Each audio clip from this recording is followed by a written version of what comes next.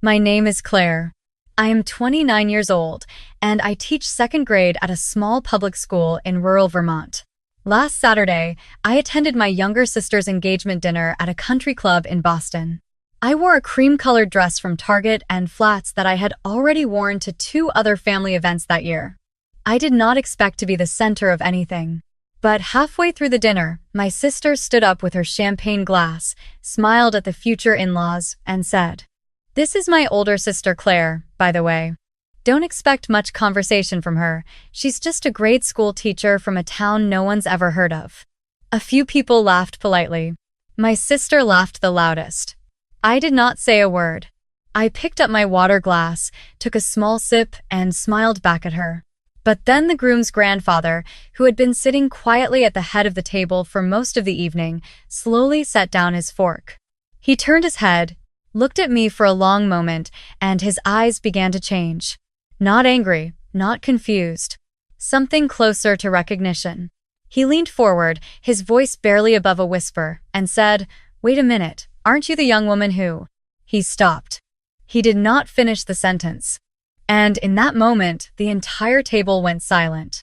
Before I tell you what actually happened next, I'd love it if you could hit that like button and subscribe to Heartway Stories. And let me know in the comments where you're watching from tonight. Now, let me take you back to the beginning of that evening. The country club was the kind of place I had only ever seen in movies.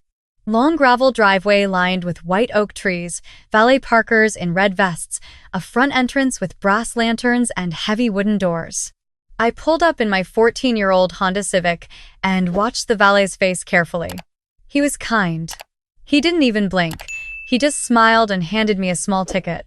My sister, whose name is Rachel, had been planning this engagement dinner for almost 6 months. She was marrying a man named Nathan, who came from an old Boston family that apparently had money going back 4 or 5 generations. I had met Nathan only twice before, both times at quick coffee meetings when Rachel insisted I drive down from Vermont to meet him. He was tall, polite, and seemed genuinely kind. I liked him. I couldn't fully understand why someone like Nathan had chosen someone like my sister, but I wasn't there to question it. Rachel and I had never been close. Our parents divorced when I was 12 and she was 9. Our mother kept us, but our father remarried quickly and moved to Connecticut, where he started a new family and slowly forgot about the old one. Our mother worked 2 jobs to keep us in our small house, and even though we grew up in the same rooms, we grew up in very different directions. Rachel was the pretty one, the social one, the one who always found ways to be invited to the best parties.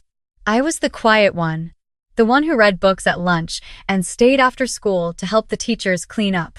When it came time for college, I got a small scholarship and went to a state school to become a teacher.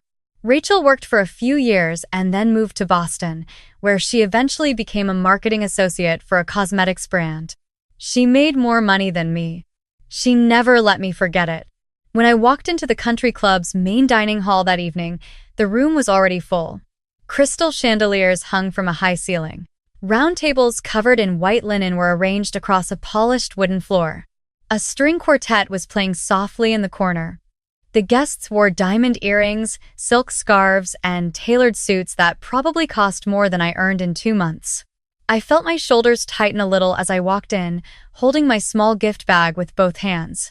I had bought Rachel and Nathan a framed pressed flower arrangement made by a local artist in my town. It was beautiful, simple, and thoughtful. I had spent 3 weeks looking for the right one. A woman near the door smiled at me. I smiled back. She did not recognize me, and I did not recognize her. I quietly moved toward the main table, where I could see Rachel laughing with a group of older women. She was wearing a pale blue dress that fit her perfectly. Her hair was pulled back, and her engagement ring sparkled under the lights every time she moved her hand. She looked happy, genuinely happy. For a moment, I felt glad for her. Then she saw me. The smile on her face did not quite change, but something behind her eyes flickered. "Oh, Claire," she said, stepping toward me. "You made it."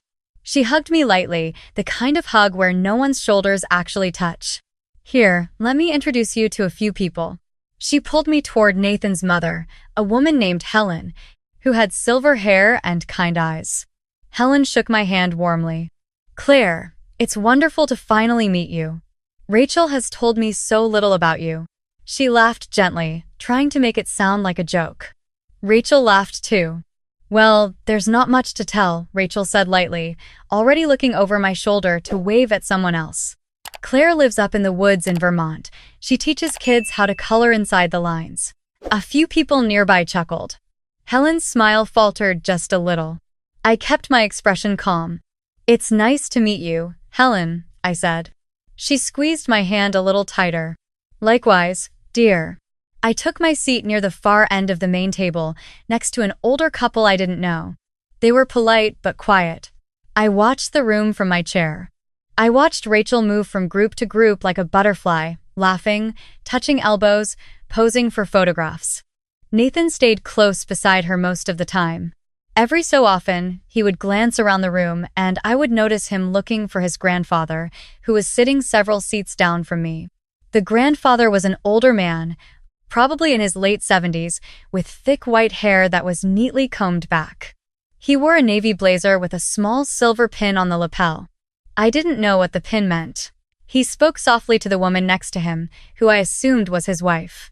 She was small and frail, and she held his hand on top of the table the entire time. There was something very gentle about both of them. Something peaceful. Dinner started around 7:30. Waiters brought out plates of roasted salmon and asparagus. Wine glasses were refilled. Someone at the next table laughed too loudly at a joke I couldn't hear. Rachel stood up around 8 o'clock. She tapped her spoon against her glass. The ringing sound traveled across the room, and slowly, the conversation quieted down. "Thank you all so much for being here tonight," Rachel said, her voice carrying across the hall. She beamed at Nathan. "This is the happiest night of my life." A few people applauded. She continued. "I want to introduce my family to Nathan's family, because tonight, we're officially becoming one big family." She pointed at our mother, who was sitting at a smaller table with our aunt. "That's my mom, Linda, the strongest woman I know." Our mother waved and blushed. More applause. Rachel's eyes then scanned the room and landed on me. I felt the heat rise in my cheeks before she even said anything. "And that," Rachel said, pointing her manicured finger directly at me, "is my older sister Claire." Heads turned. Forks paused midair. "Claire lives in a tiny town in Vermont," Rachel continued cheerfully. "She teaches second grade. I love her to death, but honestly, don't expect much conversation from her tonight." She laughed. "She's just a grade school teacher from a town no one's ever heard of. Her idea of a wild weekend is probably grading spelling tests." A few people at the table laughed. One of Nathan's cousins chuckled into his wine glass. Helen, Nathan's mother, did not laugh. She looked down at her plate. Nathan looked uncomfortable.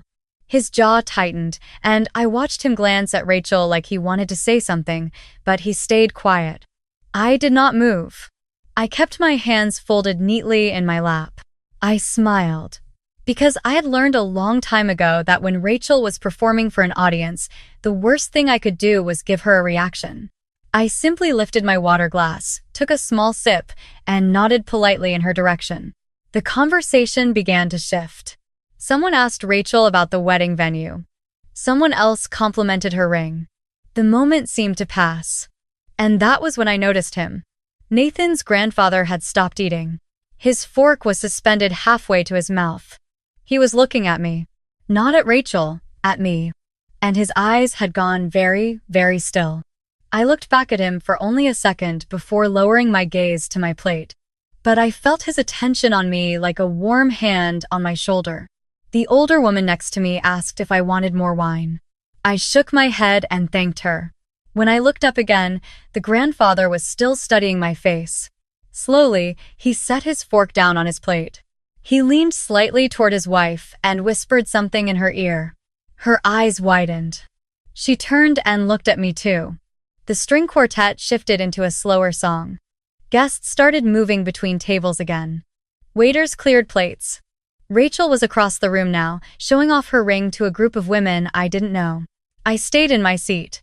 Nathan walked over to me and sat down in the empty chair to my left. Claire, he said quietly, I'm so sorry about what Rachel said. That wasn't okay. I shook my head gently. It's fine, Nathan. Really. I'm used to it. He exhaled. You shouldn't have to be used to it. I didn't answer.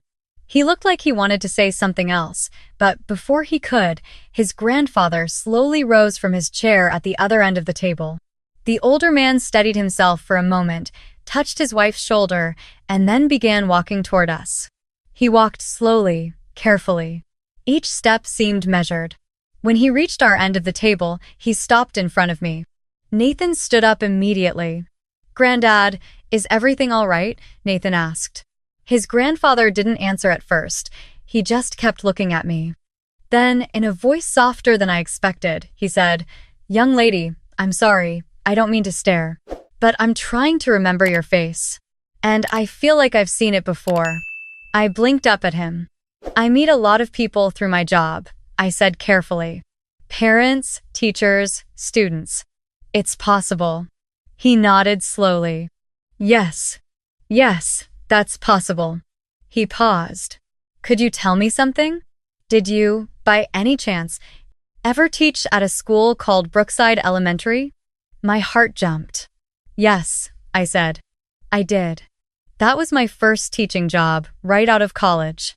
I was there for 3 years before I moved to Vermont. He inhaled sharply. His hand went to his chest. He steadied himself on the back of an empty chair. Granddad, Nathan said, alarmed, do you need to sit down?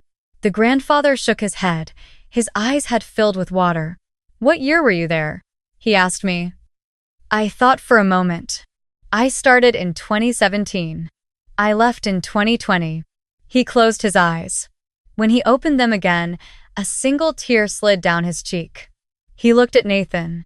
Son, he said, his voice shaking. I need everyone to come over here. Everyone. Nathan hesitated. He did not understand. But something in the grandfather's voice made him obey. He walked to the center of the room and gently called for attention. Rachel came over, looking annoyed at the interruption. Helen came over. Nathan's father, a tall man in a gray suit, came over. A small crowd of family members gathered around our end of the table. The rest of the guests in the hall began to notice. Conversations quieted. Even the string quartet softened. Rachel crossed her arms. What is going on? She asked. This is supposed to be a happy dinner. The grandfather turned to face the group. He gently placed one hand on my shoulder. He did not squeeze. He just rested it there, like he was afraid I might disappear. I need to tell all of you a story, he said quietly. A story I have not told anyone in almost 9 years. No one moved. He took a slow breath. 9 years ago, he began, we lost our grandson. Our first grandson. His name was Caleb. His wife, still at the other end of the table, covered her mouth. Nathan's face went pale. The grandfather continued. Caleb was 8 years old. He had a rare kind of bone cancer. The doctors gave him 6 months. He made it 11. He paused, steadying himself. Caleb went to Brookside Elementary. He was in 2nd grade when he got sick. He couldn't come to school most days.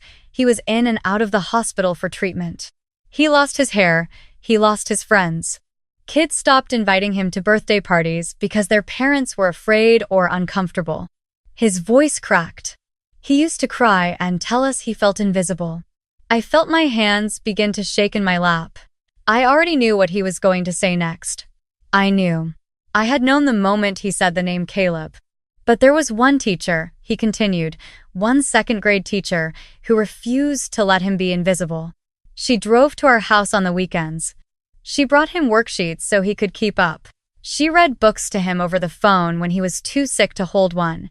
She helped the other kids in the class write him letters every single week so he would have something to look forward to in the mail. He looked down at me.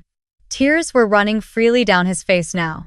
When Caleb was dying, in his last 2 weeks, she drove 45 minutes to the hospital after school every single day, and she sat beside his bed and taught him his spelling words. Because he was terrified of falling behind. Because he still believed, all the way to the end, that he was going to get better and go back to class. The room had gone completely silent. I could hear my own heartbeat. "We tried to thank her," the grandfather said. "We tried, after the funeral. We went to this school. But she had already left. She had accepted a job in a small town somewhere in Vermont. The principal would not give us her contact information. We wrote letters. We tried to find her on the internet. We could not find her." His hand tightened, just slightly, on my shoulder. "For 9 years, every night before bed, my wife and I have prayed that we would somehow find her. Just to say 2 words." He turned toward Rachel. His voice was no longer soft. "You called her just a grade school teacher. From a town no one's ever heard of." He shook his head very slowly. "Young lady, this woman sat by my grandson's bed for the last 2 weeks of his life, when some of his own relatives couldn't bring themselves to visit. She taught him his spelling words while he was on morphine. She made him feel like a normal 8-year-old boy instead of a dying one.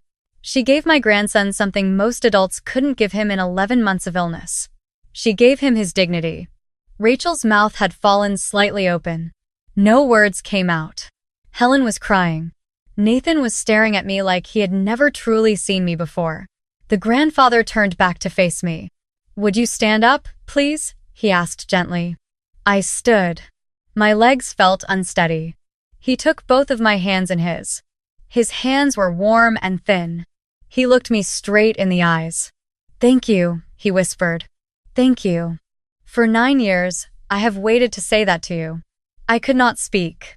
I just nodded, while tears rolled down my cheeks. His wife had crossed the room now. She came up beside him and took my face in her hands and kissed my forehead like I was her own child. "You gave us our boy's last happy memories," she whispered. "You are the reason he smiled in those last weeks. We saw pictures. We heard him laugh on the phone when you called. We will never be able to repay you." I shook my head. "I wasn't doing anything special," I said quietly. "He was a wonderful little boy. He made me a better teacher. He made me a better person. I was lucky to know him."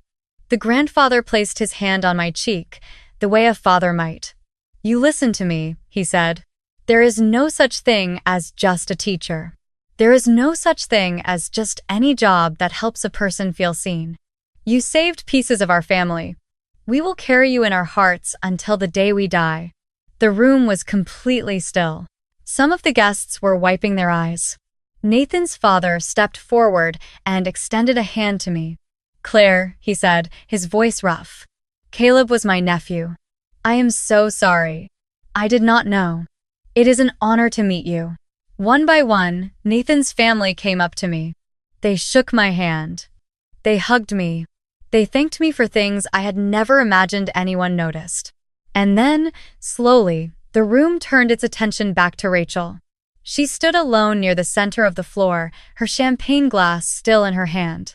Her face had gone completely pale. Her eyes darted around the room, looking for someone, anyone, to meet her gaze, but most of the guests were either crying or avoiding her. Nathan walked up to her. He did not raise his voice. He did not make a scene. He just stood in front of her and said, quietly but clearly, "Rachel, I think you owe your sister an apology." She opened her mouth. She closed it. She opened it again. "I didn't know," she finally whispered. Nathan nodded slowly. "That's the point. You didn't know. You've never known. Because you've never once asked her about her life." He paused. "I think we need to talk, later." Rachel looked at me. Her eyes were glassy. For the first time since we were small children, I saw something honest in her face. Not guilt, exactly. Something more like recognition. Like she was finally seeing me too. She took a few steps toward me. "Claire," she said, her voice small. "I'm sorry." I looked at her for a long time. I did not hug her. I did not smile. But I did nod. "Okay," I said softly. It was all I had left in me. The rest of the evening unfolded quietly. The grandfather insisted I sit at the head of the table beside him and his wife.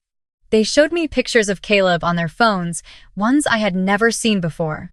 The one from his 7th birthday. The one from the hospital where he was holding a paper airplane I had folded for him. They told me stories about him. I told them stories they had never heard. His wife laughed and cried and laughed again. Nathan came to sit beside me for a few minutes. He told me that Caleb had been his younger cousin, but more like a little brother, because Caleb's parents had both been killed in a car accident when Caleb was only 4 years old, and Nathan's grandparents had raised him from then on. I had never known that. Caleb had never told me. He had simply talked about grandma and granddad the way any child would. It made me understand why the grandfather had held my hand so tightly. Caleb had not just been his grandson. Caleb had been the boy he had tried to save twice. Near the end of the night, as people began to say their goodbyes, the grandfather pulled me aside one more time. "Claire," he said, "my wife and I started a small foundation after Caleb passed away. It helps fund art supplies, books, and tutors for children who are too sick to attend school. We have never found the right person to lead the educational side of it. We've been looking for 9 years." He smiled at me through fresh tears. "I think we may have finally found her. Would you consider speaking with us sometime soon?" I stared at him. I didn't know what to say, so I just nodded. When I walked out of the country club that night, the valet brought my old Honda around, and I sat inside it for a long time before starting the engine. I thought about Caleb. I thought about the hundreds of spelling words we had gone through together. I thought about how, in his very last week, he had told me that when he grew up, he wanted to be a teacher too, so he could help other kids feel less scared. I had never told anyone that story. I wasn't sure I ever would. But I drove home to Vermont that night feeling something I had not felt in a very long time. Not pride, exactly. Something quieter, something more like peace. Rachel called me 2 days later. She cried on the phone for almost an hour. She told me she had always been jealous of me, even when we were little, because our mother used to brag about how thoughtful I was, and Rachel had never understood what that meant until now. She asked if we could start over. I told her I needed time, but I also told her that I loved her, because she is still my sister. A month later, I flew to Boston to meet with Caleb's grandparents and their foundation board. I did not quit my teaching job. I could never leave my second graders in Vermont. But I agreed to help design educational programs for sick children across New England during my summers, and they agreed to let me do it in Caleb's name. The foundation is now called the Caleb Project. The little pin on the grandfather's lapel that night, the silver one I didn't recognize, was a paper airplane. Sometimes, the people who make the biggest difference in the world are the ones who show up quietly, over and over again, for a single child, in a single classroom, in a single town no one has ever heard of. Sometimes the world laughs at the smallness of what we do and calls it just a job. But a job that helps another human being feel seen is never just anything, it is everything. And sometimes, if we are very lucky, the world eventually remembers our names.